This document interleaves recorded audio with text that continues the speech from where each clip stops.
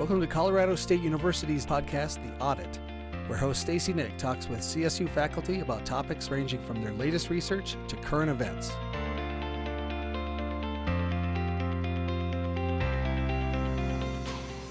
Can you put a price on nature? Or maybe the better question is, should you put a price on nature? It may sound like a bizarre concept, but it's one that renowned environmental economist Ed Barbier says could be key to saving the planet. Barbier is a university distinguished professor in the Department of Economics at Colorado State University, as well as a senior scholar in the School of Global Environmental Sustainability. His main expertise is natural resource and development economics and the interface between economics and ecology. He's also the author of several books, including Economics for a Fragile Planet, Rethinking Markets, Institutions, and Governance. In that book, Barbier writes that managing an increasingly delicate ecosystem requires us to rethink the underpricing of nature and to decouple wealth creation from environmental degradation through business, policy, and financial actions aimed at better stewardship.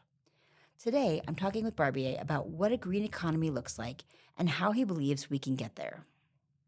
First off, I'd like to just have you define what we mean when we're talking about a green economy, because what you're talking about goes beyond fossil fuels and forestry. A green economy, in my view, is just another way of saying we want a more environmentally sustainable economy.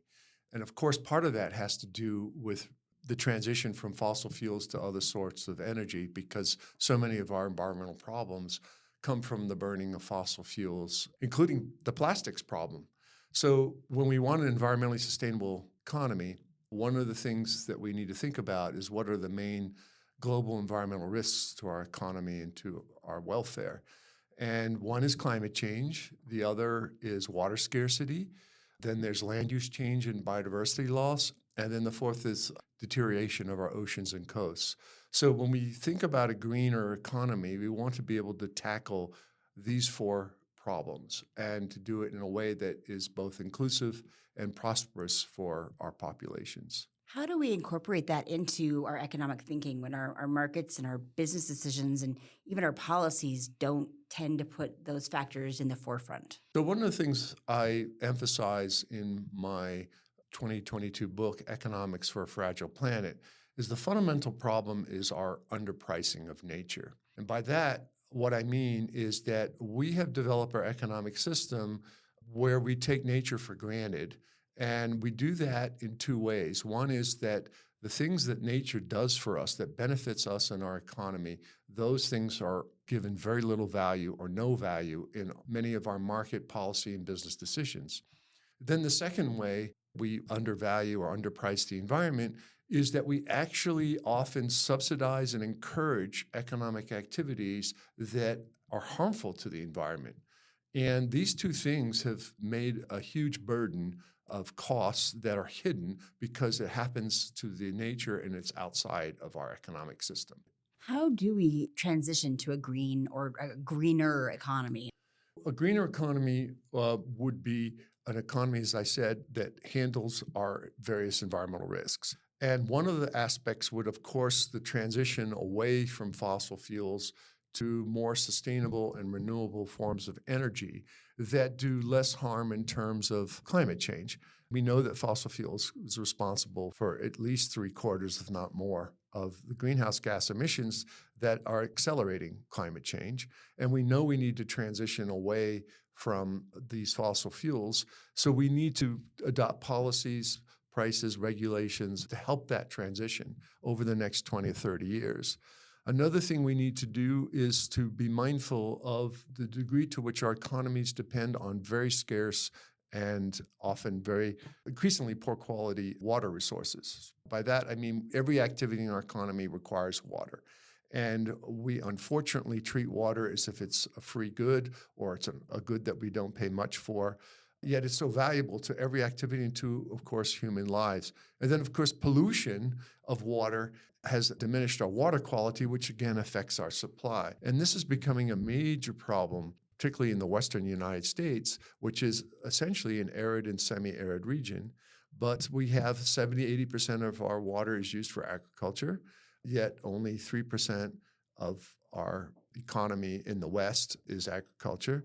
Now, agriculture is very important and we need water for agriculture, but we also have growing populations and urban development and industries and services in the West that require more water. And so we need to figure out a way of how do we manage our water supplies for these competing uses, and how do we also make sure that there's enough water available to our economies and people as our regions grow and our economies grow. It's definitely one of those things that I think people think of as you turn the tap on and you have water, and they don't really think too much about.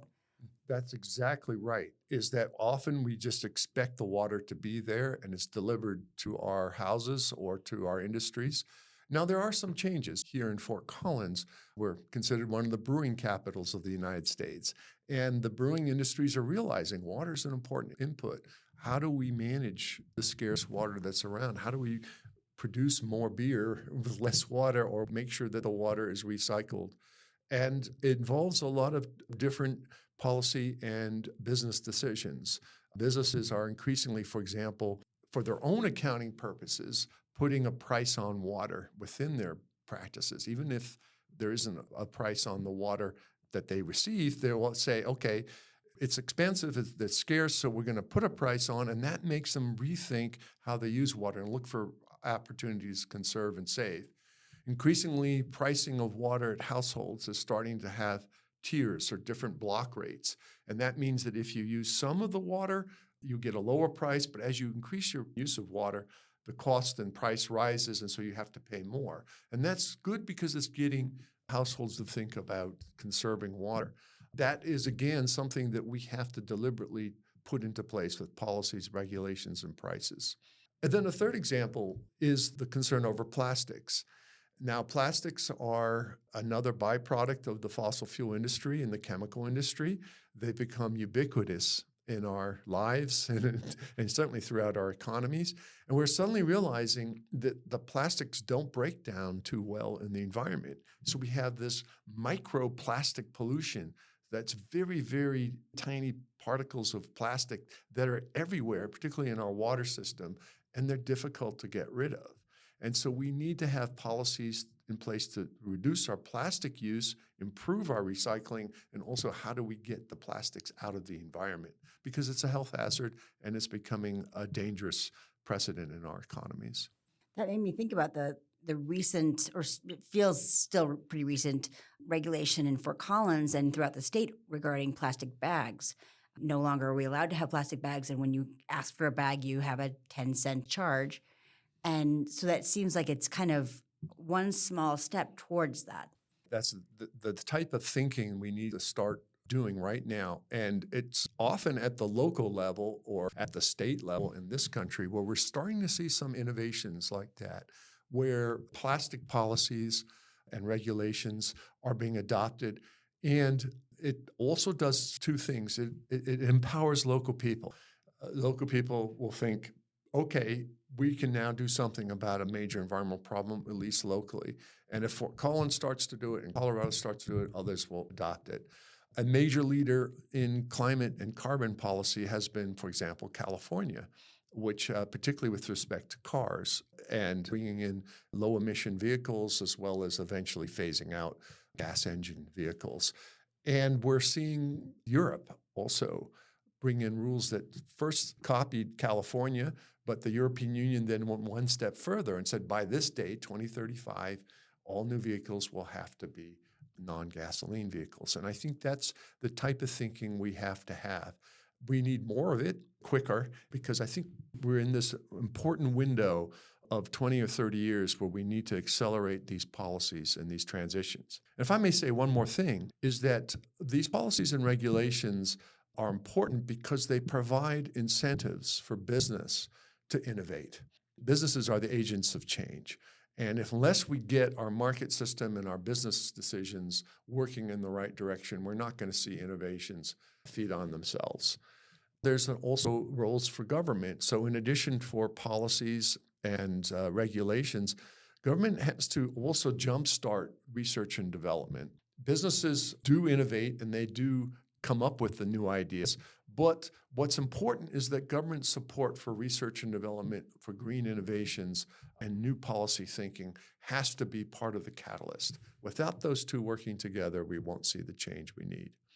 To keep global warming to no more than 1.5 degrees Celsius, as it's been called for in the Paris Agreement, emission needs to be reduced by 45% by 2030 and reach net zero by 2050.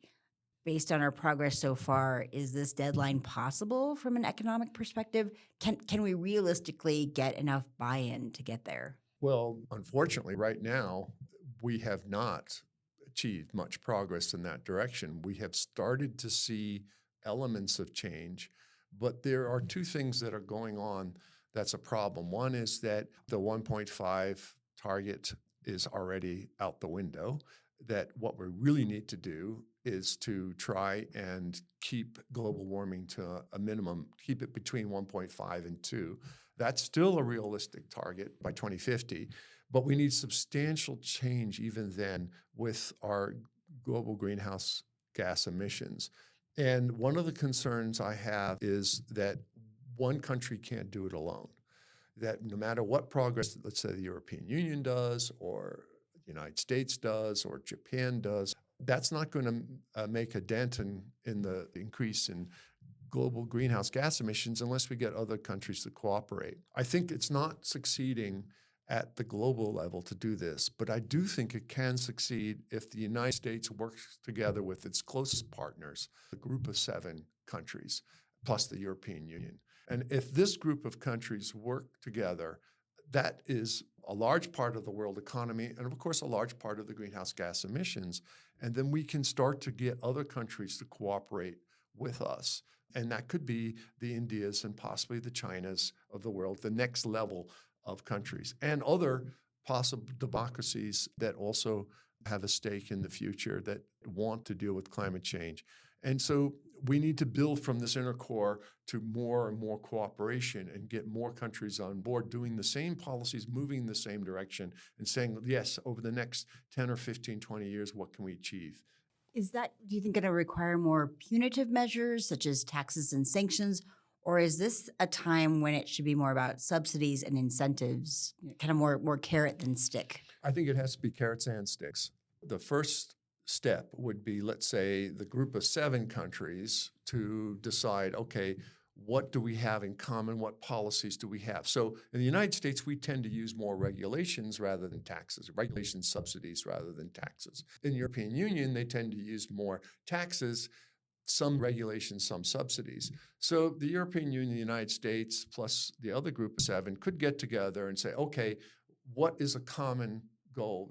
Let the US do it their way, let the European Union and UK do it their way, but how do we see that we're all achieving the same common goal? And then if that common goal, agreeing a set of policies across these countries, looks like it's going to succeed, we then have to say, okay, does that put us at a disadvantage to the rest of the world? So for example, would our industries be less competitive against, let's say, China or India if we have these problems? So let's then bring in these countries and say, look, we have adopted these set of policies. We're going in this direction. We would like you to join us by adopting a similar set. But if you don't, we're going to have to put tariffs on your goods that come into our economies that compete with our industries that are maybe at a disadvantage because of the common policy we've adopted. And that kind of negotiation can take place.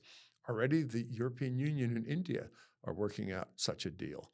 So I'm optimistic that we can do it this way, but it needs to be done more systematically and from a perspective of thinking more about 10, 20 years where we want to be. At least in the US, there's so much political divisiveness. How do we turn the tide and get that momentum going and keep it going, given the gridlock that we have? That, I think, is a big question. And I'm actually now working on a research project and hopefully a new book. And one of the issues is what can the U.S. do given the political divisions in our economy? And that's led to gridlock at our national policy level, but it's not led to gridlock at the state level or local level. And there are a number of very important states, very economically important states, such as California, Colorado, the northeastern states, that are moving forward with all sorts of green policies, particularly climate change policies. And I think other states are following, including states that are not necessarily blue states. And the reason for that is that attitudes towards climate change have evolved very quickly in this country. I think it's no longer a case where a lot of people deny that climate change is a problem. They recognize now that climate change is not only a problem, but it's happening now. And so the real issue is what's the cost of transition? And I think a lot of states are experimenting to try to say, okay, what's a cost-effective way? What can we do now? And what can we do relatively cheaply? The low-hanging fruit of policies, regulations. The plastic bags. The plastic bags is a great example. Imposing a carbon tax just to see how it works, whether it can work and whether it causes any problems. Renewable resource use portfolio standards in electricity generation, where you say so much of our electricity generation has to come from renewables. Subsidizing or providing incentives for wind power and solar at the local level, as well as at the state level. Putting in charging stations for electric cars, putting in research and development incentives for green innovation, water-saving innovation by industries and local firms. That's starting to happen. And then finally, there's businesses. Businesses are moving fast because they're finding themselves either exposed to the risks of climate change and water scarcity, or they know more regulations to control water scarcity and climate problems is coming in. And so they are actually responding by doing something about these problems internally. And their investors and their shareholders and their consumers are asking for that change too, particularly for the industries that are exposed to these risks. Business risks and environmental risks are converging, and businesses are starting to do something about it. And these actions are things that we should capitalize in our economy because we are a decentralized political and economic country. So we're capable of taking decisions at the business level and at the state and local level. We don't have to rely just on national level. And hopefully we will have a trickle up as we see more businesses and more states and local governments push for and adopt reforms and practice and experiment with them. Maybe this will trickle up to the national level and we'll start to see a bipartisan consensus on what we need to do to tackle these environmental problems. I love that concept of trickle up. It's not something that you hear very often. No, we think of our economy as being a trickle-down economy, where growth in GDP for our entire economy trickles down to benefit everybody down to the local level. But in the policy world, we have this potential for trickle up. And in fact, the whole change in attitude towards climate has occurred because tornadoes are devastating just as much red and blue states. And that has led to people to realize we got to do something at least about adapting to climate change, if not trying to mitigate and keep it as minimal as possible moving forward. For some, there can really be a feeling of hopelessness that the economy has been dictated one way for so long that it is almost impossible to turn things around. And to do so would maybe even be catastrophic economically. You always hear that the industries that have long been around that will devastate the economy. What would you say to that? Well, there's two different aspects to this problem. One problem is a misunderstanding about how economic systems work. Economic systems are always evolving, always developing, always innovating, and always trying to look for more productivity. If we look at the green industries as not just agents of change, but as agents of innovation and new sources of productivity, new markets that can grow and develop, then we can see that, as we've seen throughout our economy, the evolution of new industries and new services and new manufacturing capabilities, that can boost our economy. All we have to do is go back 20, 30 years and look what's happened in the tech revolution. Those technologies that we so depend on today, such as the internet, laptop computers, these type of technologies didn't exist 20 or 30 years. Whole industries have come up, whole sources of employment have come. A transition to a green economy is not necessarily bad for the economy. I would argue it actually can be good if we manage it correctly. That's one problem. The second problem is that sense of hopelessness is a real issue because the risks that we're facing that we need to control and manage are very large scale risks. Climate change, water scarcity, loss of biodiversity, land use change, and deteriorating oceans and coasts. These are big challenges. And so it is easy for an average individual to feel overwhelmed and hopeless and not seeing government do enough. And also, if we focus on what's happening in our national level, we get frustrated. But if we look more closely, locally, and in our states, not only can the average individual relate more to what's happening at that level, we can do more to influence what's going on. That's why we're seeing the policies in Colorado and Fort Collins in particular come about, is because it's local citizens that have been able to be active and influence policy, and policymakers have to respond. When your voters live next door to you, you tend to respond more than if they live 2,000 miles away. All right. So it kind of goes back to the think globally, act locally. I think it's a truism, but it's some truisms are actually true. Well, thank you so much for your time. I appreciate it. Thank you, Stacy. That was Colorado State University Distinguished Professor Ed Barbier speaking about how we can build a greener economy. I'm your host, Stacy Nick, and you're listening to CSU's The Audit.